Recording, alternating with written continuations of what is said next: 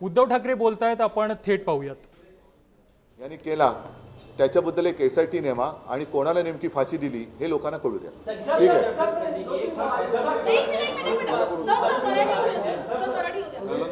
अक्षय शिंदेच्या कुटुंबाशी संपर्क साधला असता ते असं म्हणतायत की आम्हाला फसवलं गेलं आहे, अक्षय निर्दोष आहे, आम्हाला फसवलं गेलंय. त्या ठिकाणी महिला सेविका देखील होत्या, पण अक्षयने असं कृत्य केलं नाही, आम्हाला फसवलं गेलं असा वारंवार उल्लेख ते करतात. मी काही इकडे न्यायमूर्तीच्या भूमिकेत बसलेलो नाहीये. जर अक्षयला फसवलं गेलेलं नसेल तरी सुद्धा त्या मुलीसोबत जे झाले ते खोटं आहे का? म्हणजे मग हा प्रश्न अजून गहन होतो की मग खरा गुन्हेगार कोण आहे. जर हे खरं असेल तर तरी म्हणजे प्रश्न तोच राहतो, त्या मुलींसोबत झालेलं जे काय अपकृत्य आहे ते खोटं आहे का?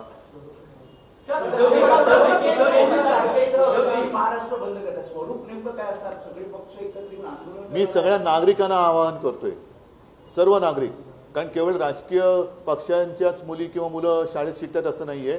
अगदी ग्रामीण भागातली सुद्धा मुली, त्यांना तुम्हाला आठवते काही वर्षांपूर्वी शाळेत जाताना घरापासून शाळा लांब होती, त्या शाळेत त्या मार्गामध्ये एका मुलीवरती हा प्रकार घडला आणि महाराष्ट्र पेटला होता. ही घटना सुद्धा तेव्हा खूप मोठी झाली होती, महाराष्ट्र पेटला होता. अशा आजही काही शाळा आहेत आणि जर का ह्या गोष्टी शहरातच घडत असतील, घराच्या बाजूच्या शाळेमध्ये, तर मला वाटतं सगळ्या नागरिकांनी, ज्यांना एक संवेदनशील मन आहे त्यांनी स्वतःहून हा बंद पाळला पाहिजे, की जेणेकरून या नराधमांना वचक बसेल आणि असंवेदनशील सरकारला, जरी गेंड्याची कातडी, मी गेंड्याचा अपमान करू इच्छित नाही, पण जाड कातडी असली तर त्यांना काहीतरी टाचणी लागेल.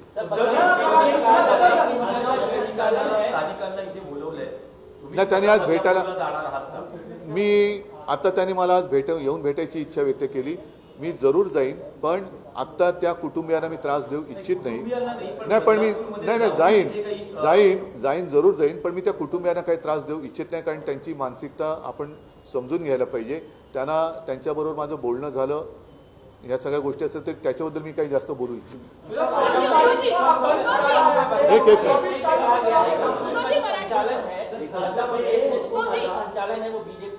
के लोग थे, उसमें शिक्षण यूनिवर्सिटी के लोग थे, शिंदे के लोग थे. इसके लिए FIR उन्हें बचाने की कोशिश की गई और इसलिए FIR करने में देरी हुई. नहीं, वापस पूछो.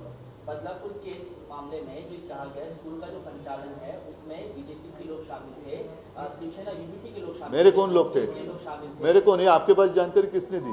ऐसा आरोप लगाया जा नहीं, किसी ने आरोप नहीं लगाया. ऐसे किसी ने आरोप नहीं लगाया.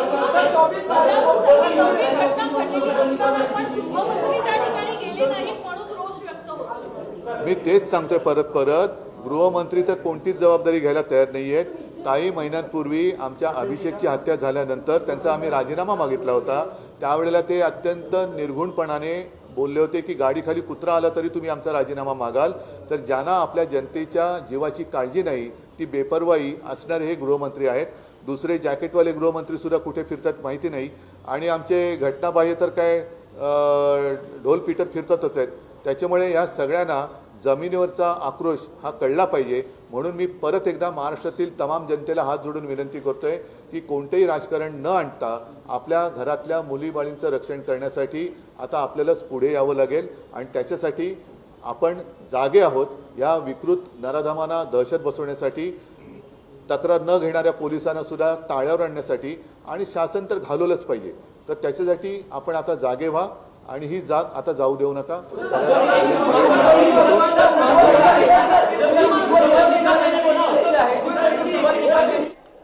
बदलापूर घटनेच्या निषेधार्थ मवियानं 24 ऑगस्टला महाराष्ट्र बंदची हाक दिलेली आहे आणि या बंदमध्ये महाराष्ट्रातील सर्व जनतेनं सहभागी व्हावं अशा प्रकारचं आवाहन आज पत्रकार परिषद घेत उद्धव ठाकरे यांनी केलेलं आहे.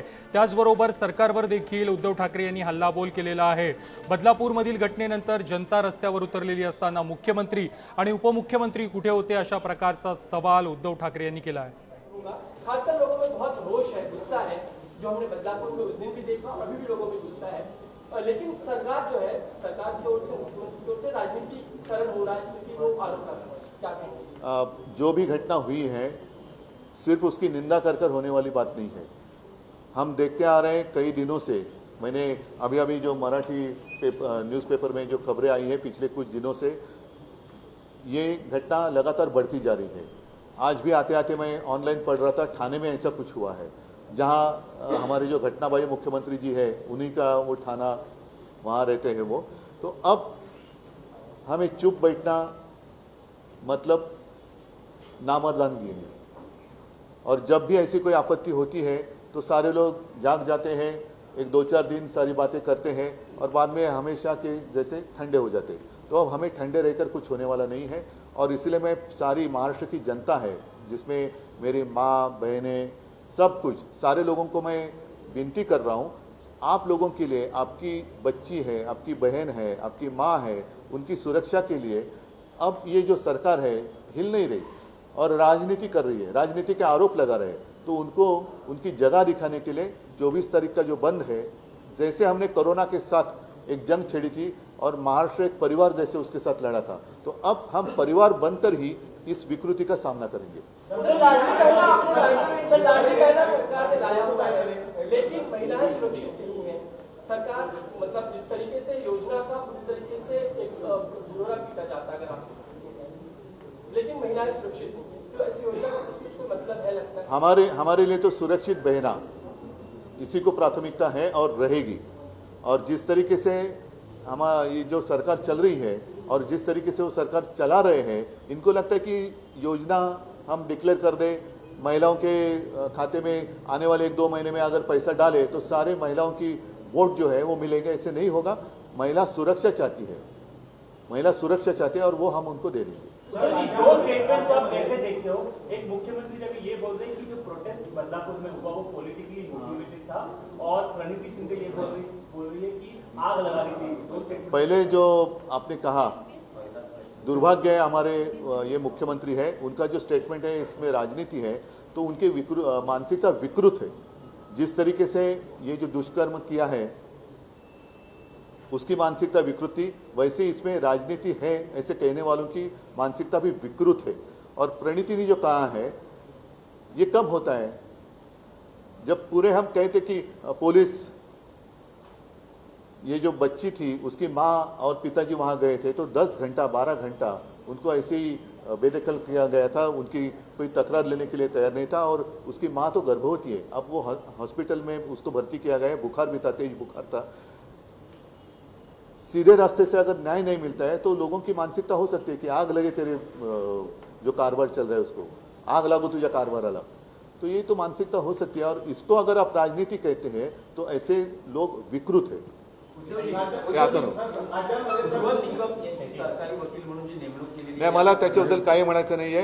हा बंद जो है परत एकदा सांगतो, इसलिए मैं कह रहा हूं कि परसों का 24 अगस्त का जो बंद है वो राजनीतिक नहीं है। मैं पूरे महाराष्ट्र की जनता को आह्वान मतलब विनती कर रहा हूं, आपकी बच्चियां, बेटी, बहनें, जितनी सब हमारी महिला है उनकी सुरक्षा के लिए हम सब एक है, हमारा परिवार एक है। अगर ये सरकार हमारी माता और बहनों की सुरक्षा करने के काबिल नहीं है तो हम सक्षम है, ये दिखाने के लिए परसों का बंद है। तो सबको आह्वान करता हूं, आप स्वयं इस बंद में शामिल हो जाए।